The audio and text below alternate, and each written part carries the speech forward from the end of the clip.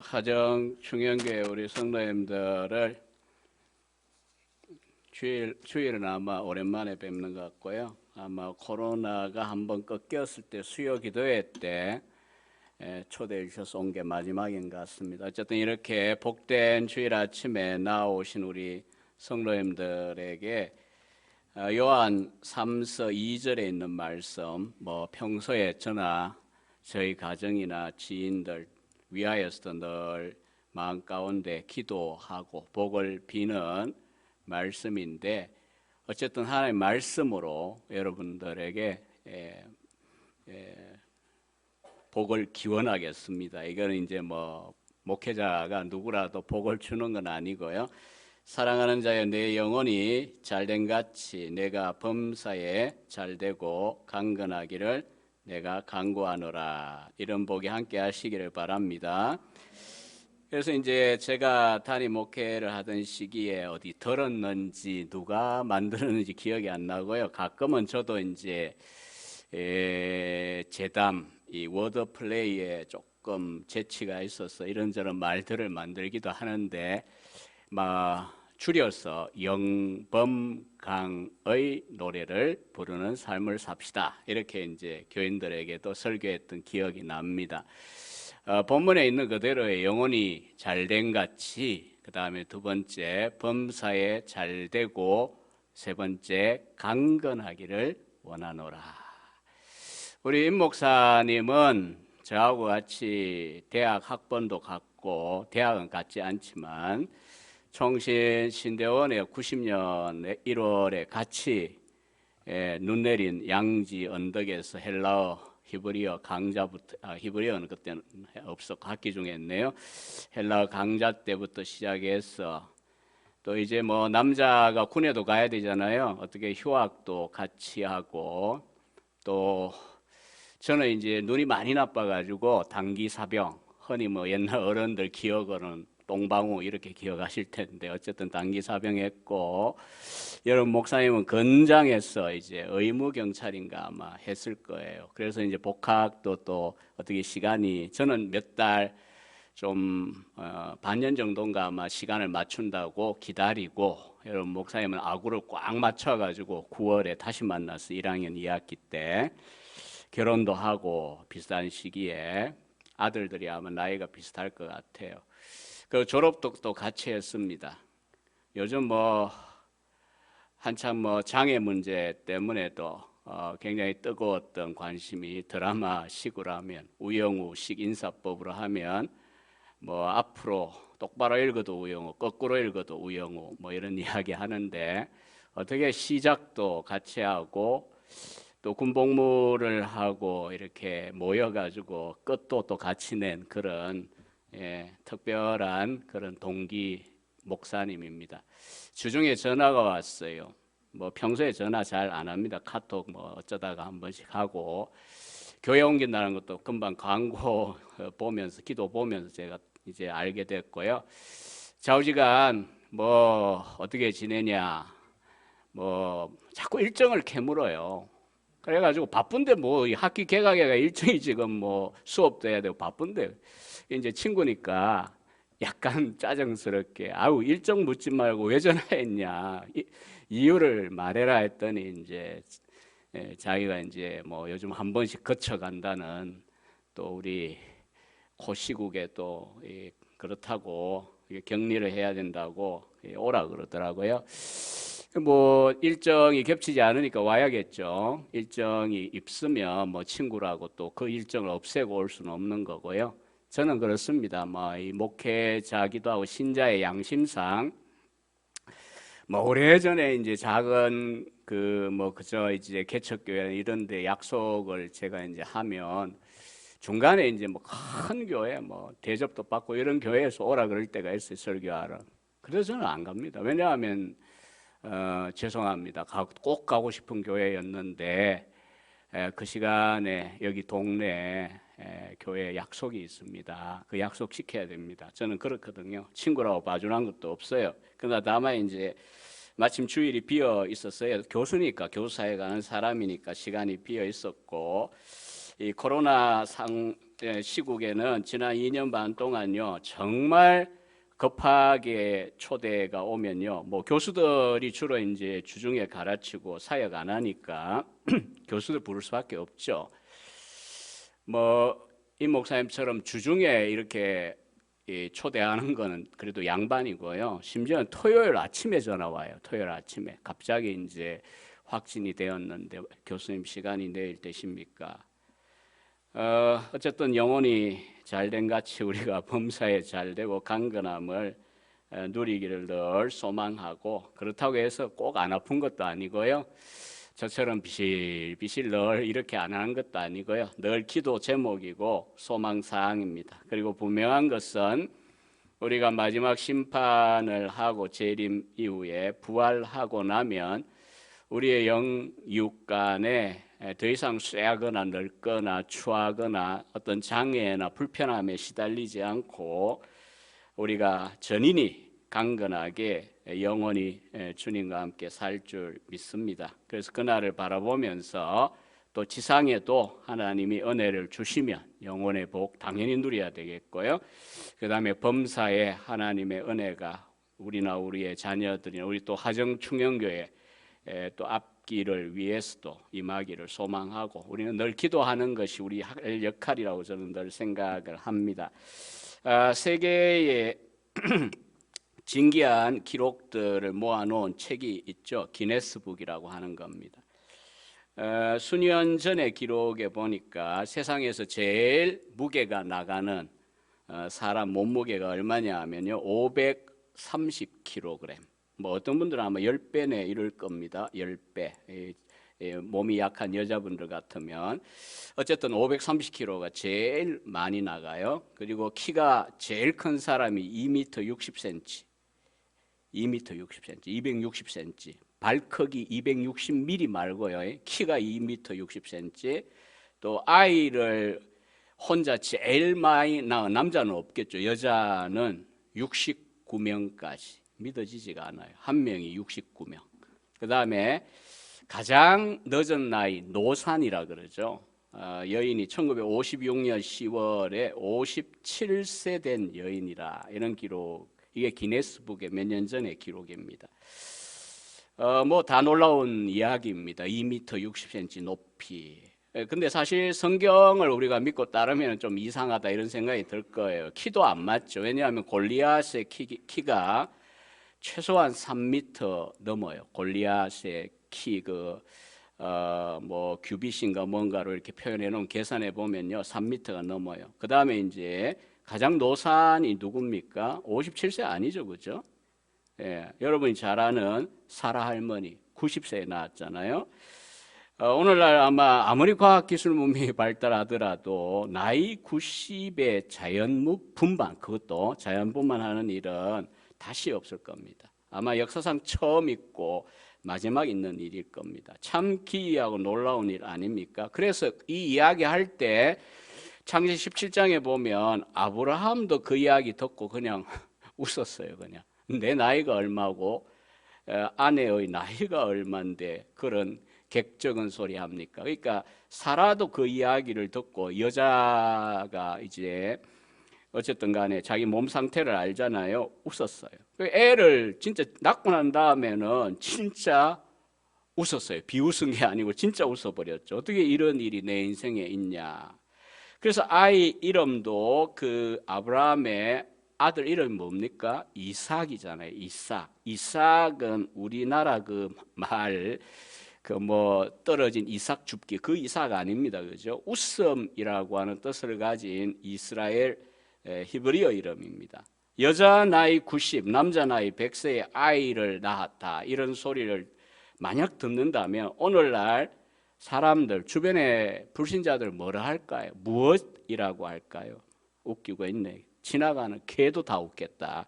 뭔 그런 일이 일어나냐, 이렇게 당연히 반응을 할 겁니다. 하지만 아브라함은요, 너의 자손이 하늘의 별과 같이 많게 해주겠다, 이 하나님의 말씀을 믿음으로 받아들이고 결과 이삭을 낳았죠. 그리고 이 이삭, 야곱, 또 그리고 12 형제, 뭐 이 이스라엘 백성들의 조상이 된 거 아닙니까? 아브라함, 이삭은. 그래서 단지 육신적 이스라엘이라고 하는 아마 전 세계에 흩어져 있는 그 2차 대전 때 히틀러가 그 나치스트들이 600만 명을 가스실에 보내고 비누 몇 장 만들고 이렇게 학살극을 벌였는데도 불구하고 현재 본토와 전 세계에 흩어져 있는 이 유대인들 엄청난 숫자이고요. 굉장히 지적으로 재력으로 힘이 있죠. 그 나라가.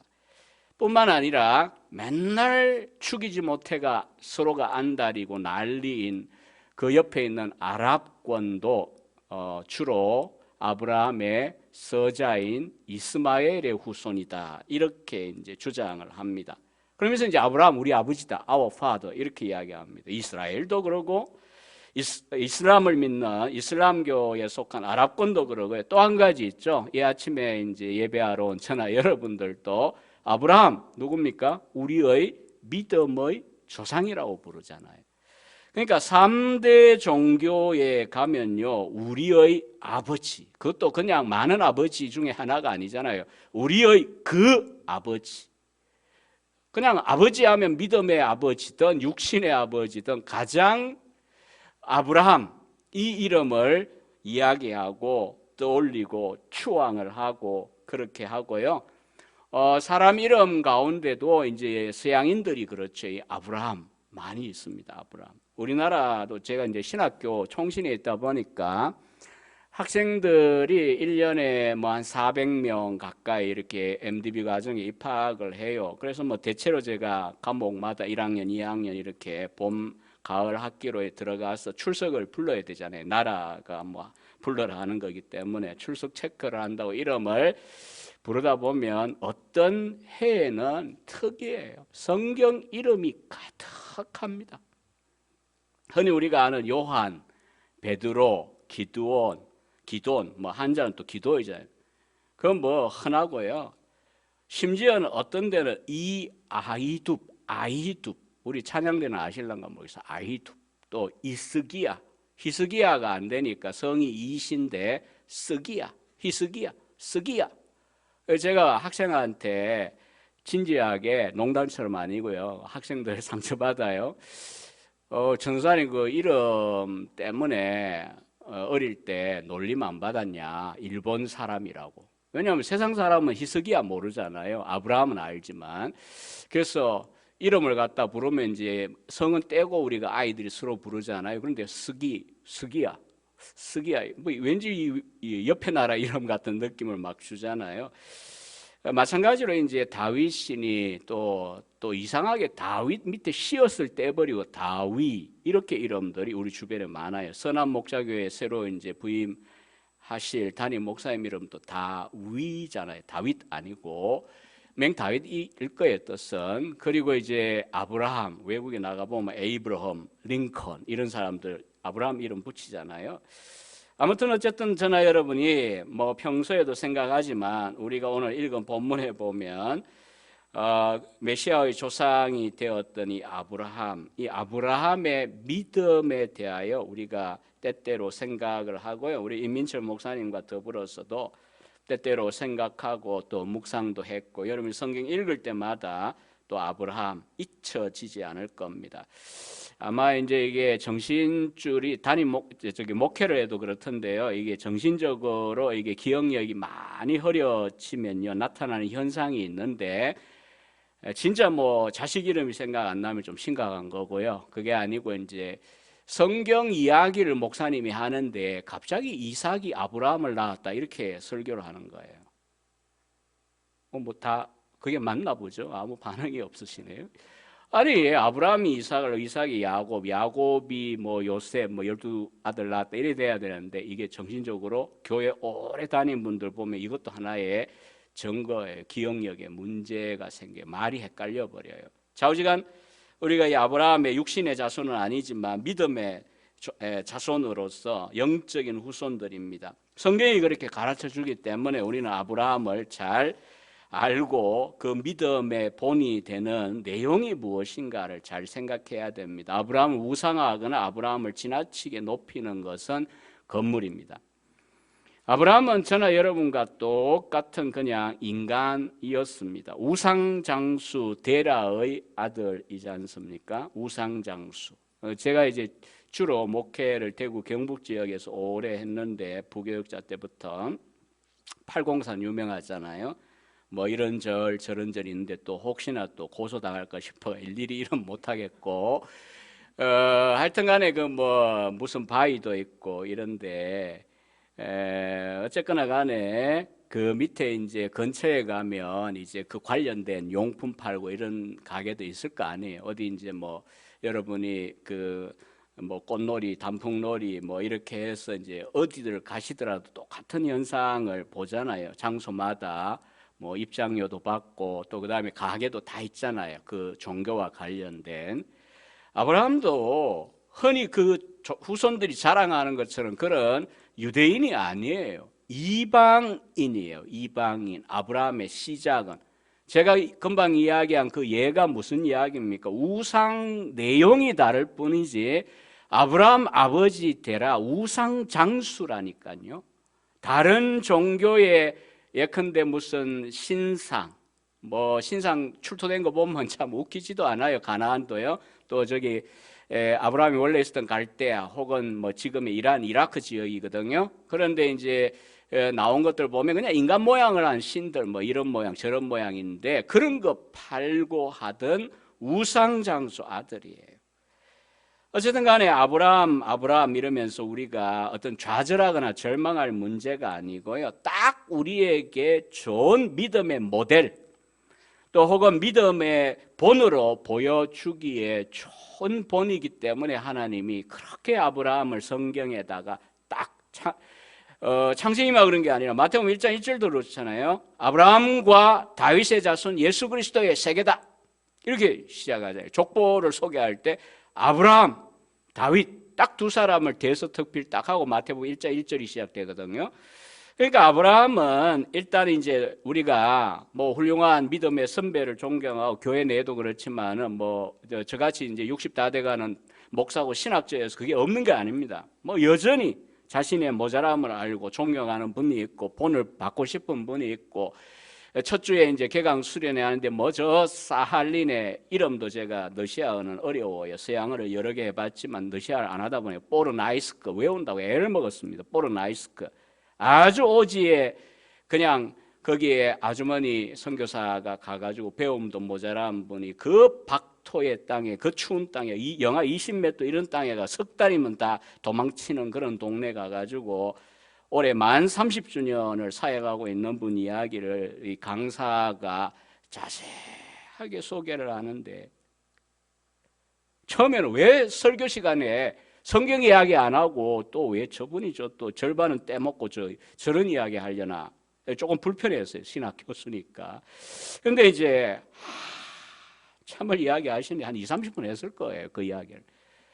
나중에는요, 뭐 저도 그렇지만 우리 교수님들도 우리 학생들도 다 고개가 숙여져요. 고개가.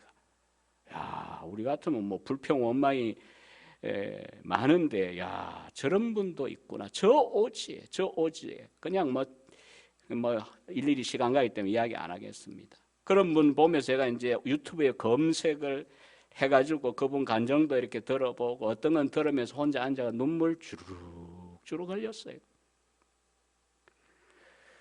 존경할 만한 모델이 있고 본이 있고 스승이 있고 믿음의 선배가 있다는 거 귀합니다. 그러나 늘 기억해야 돼요.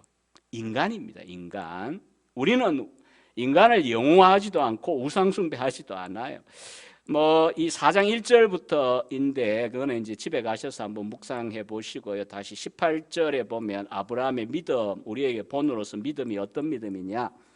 바랄 수 없는 중에 바라고 믿었다. 이렇게 바울은 축약적으로 지금 오늘 본문들에서 이야기할 거예요. 바랄 수 없는 중에 바라고 믿었다. 이 말은 눈에 보이고 손에 잡히고 이러면 그걸 믿는다, 소망한다 이렇게 말하지 않습니다. 누가 보이고 그럴듯하고 될 것 같은데 그걸 믿고 그걸 소망한다라고 이야기합니까? 그거는 가능성입니다. 개연성입니다. 아브라함은 바랄 수도 없는데 믿었습니다. 아무리 생각해도 맨정신을 갖고 있는 우리 인간이라면 아브라함도 원래 웃었다 그랬잖아요.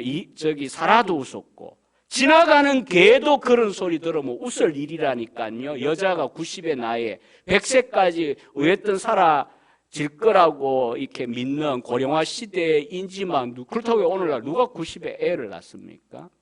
아까 이야기했죠. 57세라고 그랬죠. 기네스북은요. 과학적인 책은요. 그러니까 이래도 웃고 저래도 웃고. 그러니까 그 말은 무슨 뜻이냐 하면 이건 있을 수 없는 일이에요. 바랄 수 없어요. 그런데도 불구하고 바라고 소망을 하고 믿었습니다. 그리고 19절에 보면 그 바랄 수 없다, 믿을 수 없다는 상황을 잘 설명했잖아요. 아브라함이 100세나 돼요. 100세예요. 100세. 이 아브라함 자기 몸이 죽은 것 같고, 예, 100세지만 오늘날도 그렇잖아요. 정말 건강하게 100세까지 가는 이제 이름도 헷갈리네. 연대 철학과 명예 교수님 이런 분들 안문상에서 생각 안 나는데 그것이 중요 안 합니다. 어쨌든 간에 그런 분들도요 건강하시긴 한데 역시나 참 노년이라는 그 느낌을 지울 수가 없어요. 죽은 것 같아요. 또 아내인 사라는 90입니다. 태가 죽은 것 같아요. 여성으로서의 기능을, 그러니까 출산 기능을 할 수 없다가 선명합니다.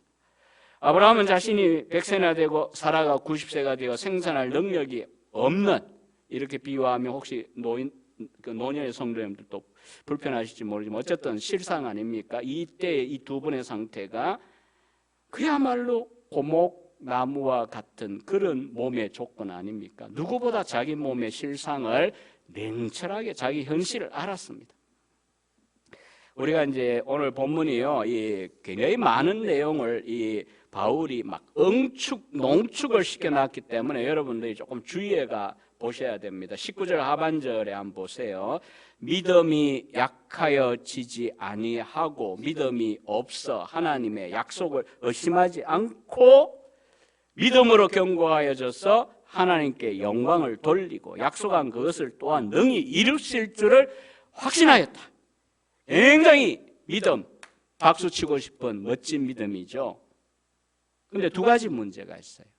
이게 어떻게 우리의 본이 됩니까? 우리 이래요? 믿음이 지난 한 주간도 코로나 2년 반 지나면서 우리 그래요? 또 한 가지 문제가 뭡니까? 창세기 12장 아브라함을 부르신 사건부터 시작해서 21장에 이삭이 드디어 출생할 때까지 10장에 담겨있는 믿음이 과연 일관되게 아브라함이 이렇게 믿었습니까? 약속 의심 안에 믿음 안 약해져. 바울의 말로 하면요, 믿음이 견고해져 가지고 하나님께 영광을 돌리고, 남들이 볼 때는 미친 것 같은데 이 할아버지가 그냥 늘 그냥 믿습니다, 하나님은 전능하십니다 이러고 살았나요? 아닙니다. 우리가 알기에 아브라함도요 연약했어요. 갈팡질팡했어요. 사라의 말을 듣고 하갈이라는 첩도 취한 적 있지 않습니까? 또 게다가 하나님의 사자가 와가지고 내년 이맘때에 아들 주겠다 이러니까 아브라함도 휙 웃고 뭔 소리. 사라도 장막 뒤에서 귀대고 듣고 있다가 하도 이제 정보가 없으니까 인터넷도 없고 그 시대는 4,000년 전에 그냥 장막에다 귀를 대고 바깥에 이 외부 손님들이 뭔 말하나 이게 정보가 이제 궁금한 거거든요. 이 유목민 입장에서는 듣다가 그 소리가 들리니까 픽 웃어버리잖아요. 근데 밖에 있는 분이 누구였어요? 하나님과 천사들이잖아요. 인간의 모양을 하고 왔지만, 그러니까 이분들이 그냥 이야기하잖아요. 장막에 있는 사라가 웃는다, 못 믿고 이런 말도 했어요. 그런데도 불구하고 오늘 19절, 20절, 21절에 보면 그 아브라함의 믿음에 대하여 완벽한 것처럼, 문제없는 것처럼, 방황하지 않고 갈등도 없는 것처럼 그렇게 정리를 하고 있습니다. 담기에는 추앙하고 높이고 영웅시하기에는 맞을지 모르지만 이런 식의 인간이면 우리 아이들 말로 하면요, 모든 게 다 가지고 모든 게 다 완벽하면 이거 완전히 넘사벽이다, 넘을 수 없는 4차원의 벽이다 이런 표현도 쓰고요. 그리고 또 이렇게 비웃습니다. 재수없다. 뭐 인간이 저런 게 다 있냐. 잘생기고 키 크고 농구 잘하고 축구 잘하고 공부 잘하고 게임 잘하고 못하는 게 없어 봐요. 중고등학교 시절에 옆에 친구가 그래요. 재수 없다 그래요. 뭐 저런 게 인간이고. 인정은 하겠죠. 그렇지만 뭐 저런 게 인간이고. 왜냐하면 내가 따라갈 수가 없잖아요. 내가 뭘 좀 해가지고 따라갈 정도는 돼야 될 거 아니에요. 좀 힘써보면 될 것 같아야 될 거 아니에요. 아니요, 이제 우리는, 저나 여러분들은 나이가 있으니까 아브라함이 그런 거면, 예? 이 로마서 문자 그대로 우리가 이렇게 딱 읽어서 딱 선입견에 들어온 말씀 그대로인 것 같아요. 야, 이 아브라함 믿음은 원래부터 대단했네. 이건 뭐 대단한 인간이네. 박수는 칠 수 있어요. 그러나 이걸 따라갈 수 있냐고요. 여러분은 뭐 모르겠어요. 뭐 물어보나 안 물어보나 물어볼 것도 없고요. 저부터도, 예? 우리가 다 대학을 졸업하자마자, 예? 만 23세 신학을 시작한 사람들이 33년, 34년 이렇게 돼 가는데 그 정도면 세상 말로 이력이 낮잖아요. 이 세계에 대하여, 말씀에 대하여, 또 신자의 세계에 대하여. 근데 솔직히 그런 거면 저부터도요. 아브라함은 믿음의 모델 아닙니다. 아브라함은 우리가 본을 받을 수 있는 존재가 못 됩니다. 이게 문자가 만약 문자로 읽으면. 이상하게 바울을 오해시키려고 안 합니다. 이제 답을 할 겁니다. 바울은 헬라어로 그리스 말입니다. 헬라어 혹은 히라브라 그러는데 이 로마서를 썼습니다. 거기 보면 그 문장에 믿음이 약하여지지 않고 견고하여졌다라고 하는 이 말씀이 동사가 움직인 말이잖아요. 부정과거 시제라고 하는 그 형태의 아오리스트라 그러고요. 그 용법 중에 보면 뭐 요거는 이제 말만 드리고요. 잊어버렸을 때 총괄적 용법이다. 라고 하는 이제 용법이 있어요. 무슨 말이냐면 요 동사 형태로 약화해지지 않고 믿음에 견고해졌다라고 했을 때 헬라 말이 주는 답은 어떤 동작이 지속되는 기간이 얼마이든지 간에 총체적으로 하나로 보아서 나타내는 결론을 가리킵니다. 그래서 한 동작이 기간이 있는데 끝이 나고 난 다음에 끝에 딱 서서 총괄적으로 평가하는 겁니다. 아브라함의 믿음이 약하여지지 않고 견고하여졌다는 이 말씀에도 분명히 과정이 있다라고 하는 사실을 우리가 창세기에서 알잖아요. 그거 부정한 거 아닙니다. 여러분 1950년 6.25 이 인민군이 퇴거하면서 유엔군 공격에 의하여 그때의 총으로 죽였던 순교자 중에 한 분이 누굽니까? 손양원 목사님 기억하시죠? 산돌 손양원. 제가 이 이야기의 예로서 저는 정말 적절한 것 같아요. 손양원 목사님이 있습니다. 손양원 목사님 하면 무엇이 생각납니까? 여수 애양원들 들어가 보셨을지 몰라요. 제가 대구 목회할 때는 두어 번 개인적으로도 가고 교인들 모시고도 갔어요. 그런 데는 믿음의 선배 아닙니까? 귀한 가봤어요. 뭐 이 요즘 말로는 한센시병 환자들을 그냥 고름을 짜주고 하나님 나도 이 병 걸리게 해달라고 기도하고 막 그런 사랑의 사도가 없잖아요. 게다가 그 1948년 여순반란란 때 공산당에 의하여 학생들이 또 동원되기도 하고 이렇게 해가지고 그 공부하고 있던 동인 동신 장남 차남이 총 맞아 죽었잖아요. 친구들한테.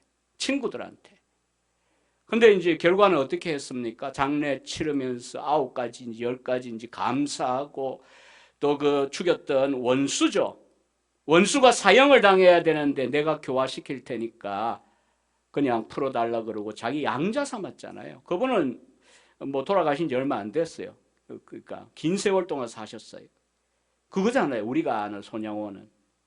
근데 과연 아들들이 죽었다. 이 소식이 왔을 때에 그냥 하나님 앞에 욥처럼 엎드려 가지고 주신 자도 하나님, 데려가신 자도 하나님 감사를 드립니다.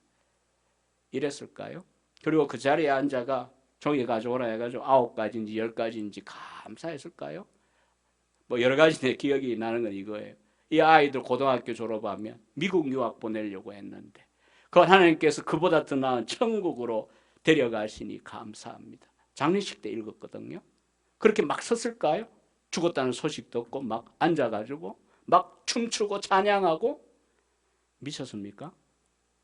죄송합니다. 주일 아침에 잠 오실 것 같아. 과격한 표현. 미쳤어요? 사람이면 그럴 수 없어요.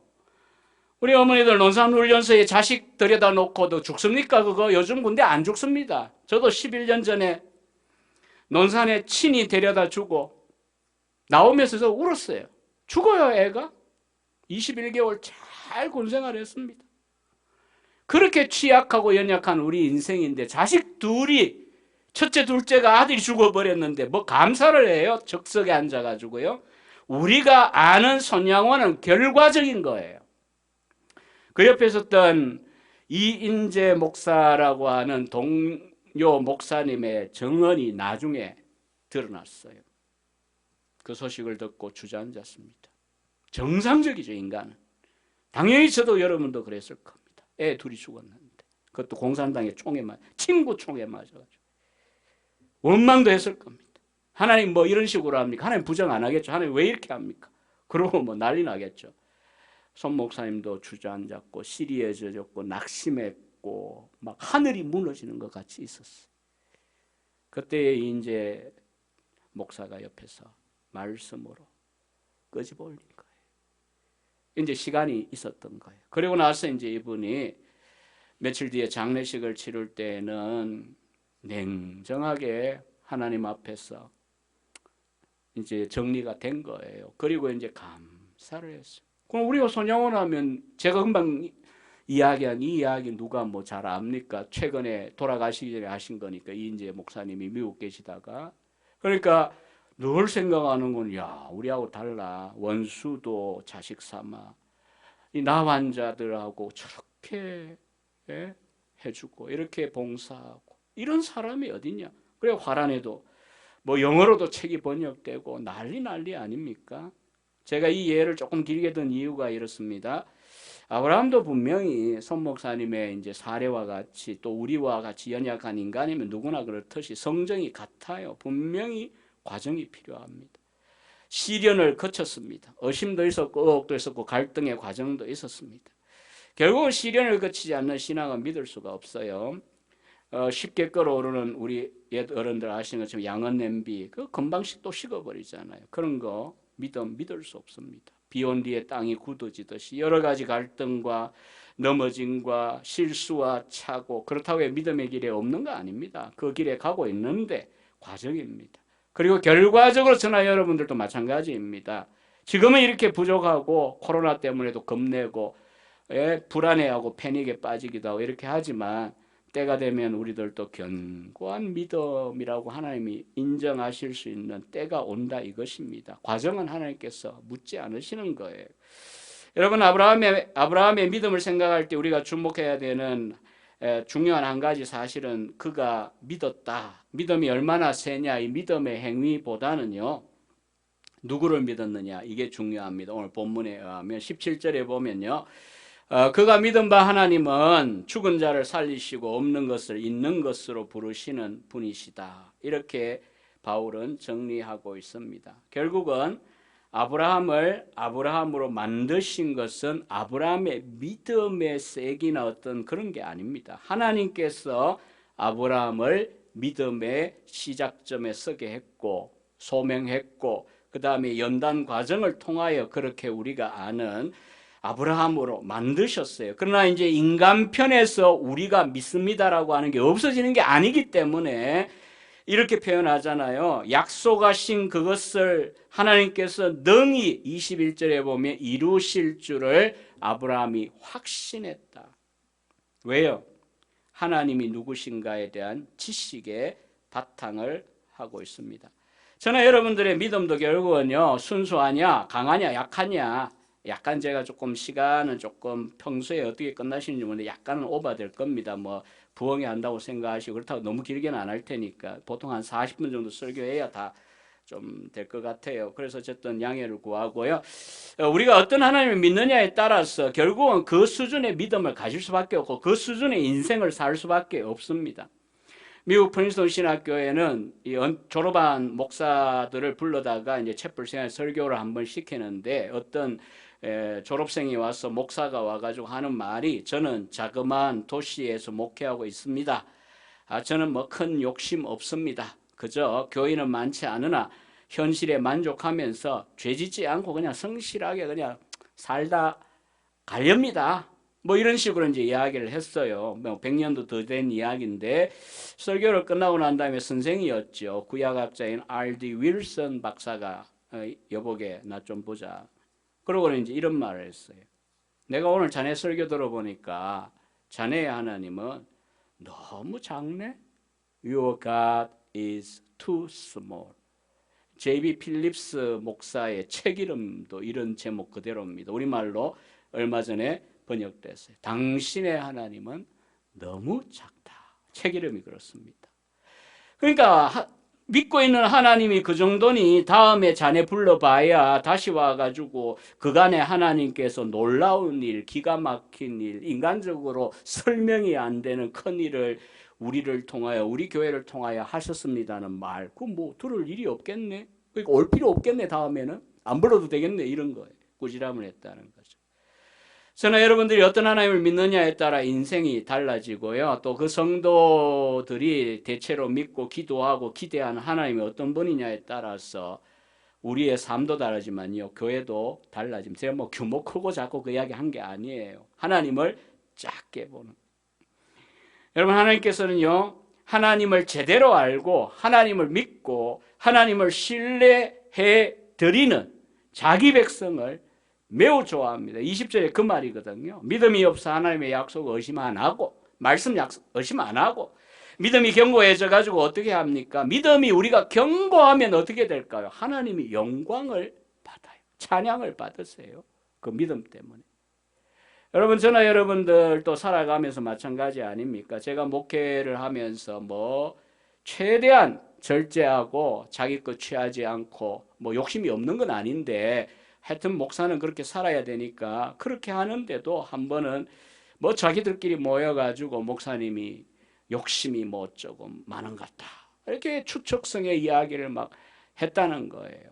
그리고는 이제 그런 중에도 어떤 권사님 한 분이 덩달아 욕하는 게 쉽지 변호하는 거 쉽지 않잖아요. 근데 그 권사님이 뭔 소리 하냐고. 목사님 그런 분 아니라고. 목사님 필요하면 우리한테 그거 뭐 노트북인가 뭐 그런 거였어요. 그거 달라 좀 사달라 그러지. 그렇게 욕심내고 이상하게 할 뿐이냐고. 이렇게 이야기를 하셨다는 거예요. 제가 없는데 성가대에서. 제가 그 이야기를 안 들립니까? 생각보다도요. 담임 목사의 이 귀는요. 굉장히 가청력이 높아요. 다 들려요. 가만 귀 막고 있어도 다 와가 다 이야기해버려요. 그냥. 오만 이야기 다 합니다. 식당 주방에 권사님, 집사님 하는, 이 교회 이야기 아닙니다. 제가 목회할 때 보니까 그렇더라고요. 하여튼 간에 그 권사님 이야기를 듣고 얼마나 기쁜지 몰라요. 실제 제가 그런 거에 욕심을 부려가지고 뭔 일 한 게 없어요. 뼈를 깎아 가는 심정으로 외부 강사비 받아갖고 교회 신축, 우리 모델링 10억 하는데 내기도 하고 이렇게 하는데 제가 무슨 욕심을 부리겠어요. 근데 그걸 알아주는 믿어주는 신뢰하는 그런 성도의 이야기를 들으니까요. 목사가 얼마나 기쁘고 힘이 나는지 몰라요. 10몇 년이 지나도 이렇게 안 잊혀지잖아요. 저나 여러분들의 믿음, 하나님을 믿어드릴 때 말씀에 따라 하나님을 인정하고 믿어드릴 때 하나님이 말씀을 씹어먹는 그런 분 아니야. 우리처럼 잊어버리거나 까먹거나 I am sorry, 나 힘이 없다. 이렇게 말하면서 안 해줄 분이 아니야. 하나님은 전능하시기 때문에 무엇이든지 약속하면 약속한 대로 하실 수 있어. 이 전능하신 하나님에 대한 믿음이 우리에게 또 선명하다면 아브라함처럼 창세기 17장 1절에 있는 말씀 그대로예요. 아브라함이 그렇게 했더니 어떻게 됩니까? 하나님을 영화롭게 만드는 믿음이 되는 거예요. 별거 아닙니다. 우리 형편 따라 주신 거에 따라 시간도 내고요. 건강에 따라 교회 일도 이것도 저것도 하고 지혜나 재주나 주신 거 따라 은사 따라 하시면 되지. 없는 거 요구 안 하십니다. 뭐 돈도 그렇잖아요. 헌금 열심히 하되 믿음으로 하면 되는 거고 주신 거에서 떼어 하면 되는 거지. 아니 무슨 하나님께서 우리 보고 무슨 삼성 재벌가의 무슨 10억 넘게 이렇게 무슨 연봉 받고 하는 사람들에게 기대하듯이 뭐 교회 옮긴다고 교회 짓는다고 무리해가 헌금하라고 요구하는 분이신가요? 제가 담임 목회 때도 절대로 그렇게 이야기 안 했습니다. 우리에게 있는 것 중에 힘을 다하고 마음을 다하고 믿음을 다하여 시간이든 돈이든 헌신하는 거 요구하지 대단한 거 요구 안 하세요. 그러나 이건 저와 여러분들에게도 이 아침에 기대하세요. 아브라함처럼 하나님 약속 믿고 말씀하면 말씀대로 되는 분이다. 그리고 그 말씀대로 할 수 있는 능력 갖고 있는 분이니까 나는 하나님을 믿습니다.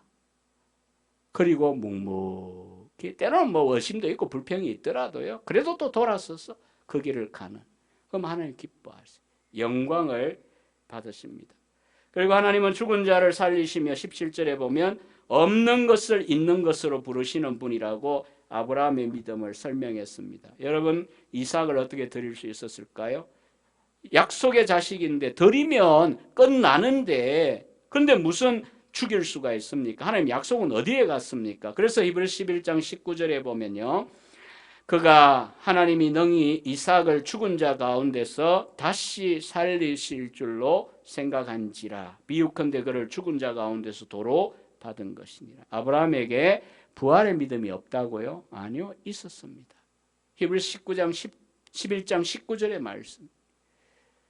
주신 약속 자녀인데 얘를 죽이면 인간적으로 끝나는데 근데 하나님이 죽이라 번제 드려라 한다면 번제 드리면 얘를 또 살리실 줄을 믿지 않는다면 제정신으로 어떻게 그걸 순종하겠습니까? 그래서 히브리서 기자는 정확하게 부활의 신앙이라고 그랬어요. 마지막으로 저와 여러분들에게도 아브라함의 믿음의 발자취를 따라오라고 12절에도 요구했지만 24절에 보면요. 우리도 아브라함처럼 하나님을 믿어요. 어떤 하나님이냐 하면 예수 우리 주를 죽은 자 가운데서 살리신 이를 믿는 믿음입니다.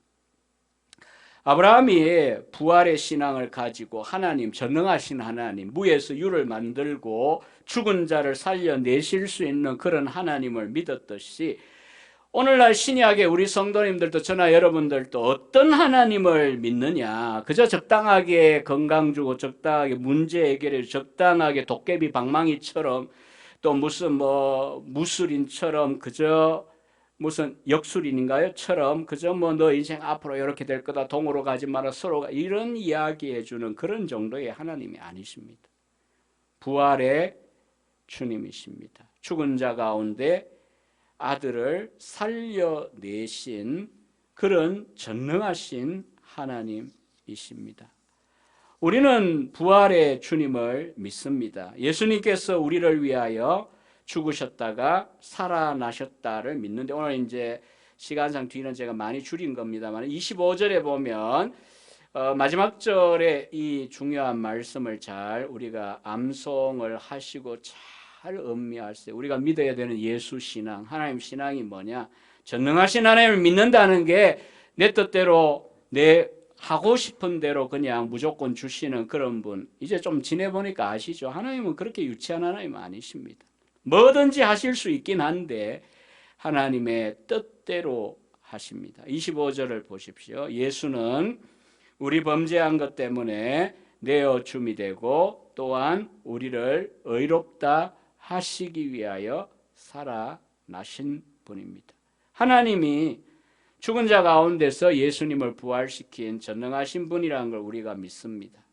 그리고 죽으시고 부활하신 그분의 그 죽음과 부활의 의미가 무엇인지를 정확하게 우리가 바로 알고 믿고 따라가야 신앙이 견고해집니다. 주님은 우리를 위하여 죽으셨습니다.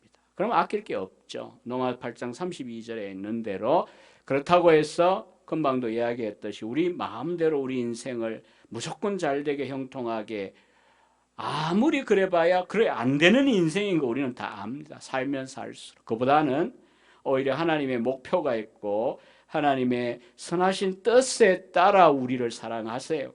다만 그 문제들의 가장 근본에 있는 우리의 죄, 문제를 해결하기 위하여 하나님께서 자기의 독생자를 내어 주셨습니다. 우리가 예수님이 왜 죽었나? 그 당시 사람 욕할 거 없습니다. 저와 여러분의 죄 때문이다.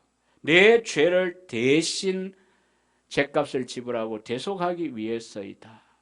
저는 이 1시간 넘게 운전해가 용인서 오면서 한강도 넘어오고 빗길에 찬송을 틀어놓고 혼자 조용히 같이 찬송 부르면서 음악에 따라왔어요.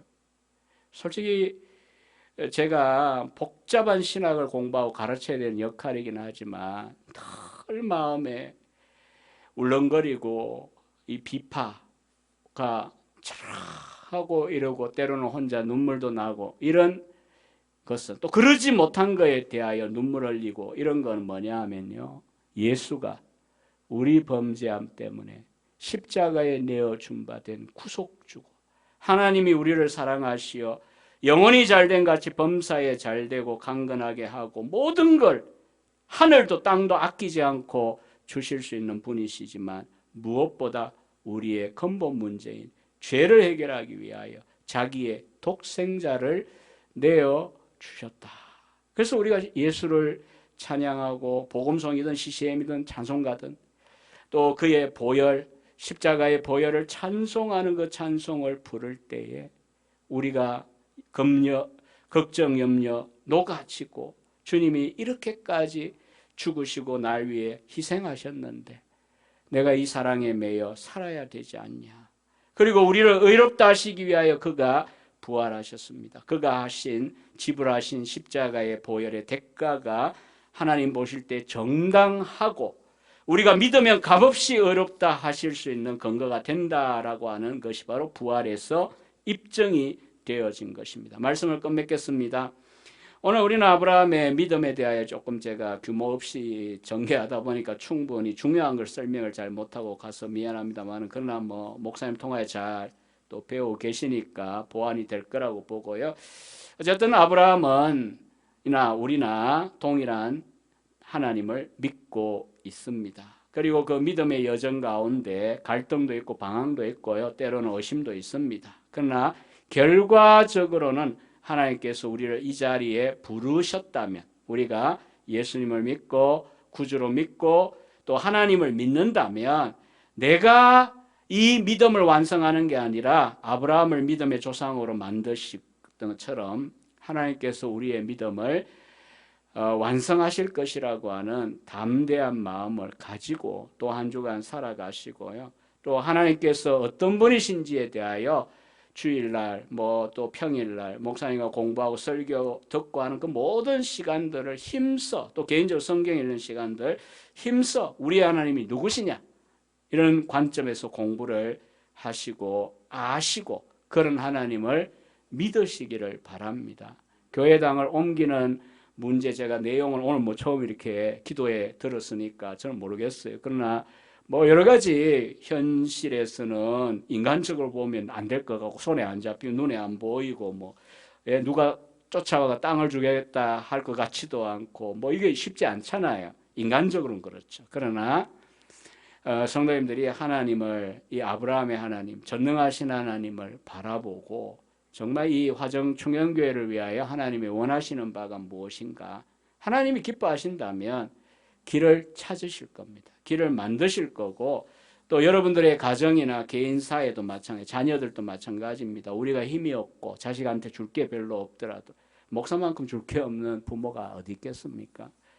인간적으로 보면 절망스럽지만 그러나 하나님을 또 쳐다봅니다. 우리가 하나님을 바라봐야죠. 내 자식을 하나님께 맡기고 하나님께서 그 인생을 선하고 형통한 길로 인도해 주시기를 우리는 복을 빌고 기도해 주는 것, 이 영적인 유산이 얼마나 귀한가를 때가 되면 자녀들이 인정하는 날이 오게 될 겁니다. 이 부분도 하나님은 우리에게 세상의 사람처럼 주지 않은 것을 우리가 자녀에게 어떻게든 줘야 된다, 이렇게 생각하는 거 기뻐하시지 않습니다. 저도 여러분도 그저 믿음 안에서 하나님 바라보시고 하나님이 자식의 하나님이 되시면, 그 아이 하나님 되시면은 없는 길도 여시고 없는 자리도 만드셨으라도 얼마든지 요셉 다니엘처럼 인도하실 수 있으시니까 그런 하나님을 믿고 가정적으로도 믿음으로 전진하는 화정 충영교회 성도님들 되시기를 축원합니다.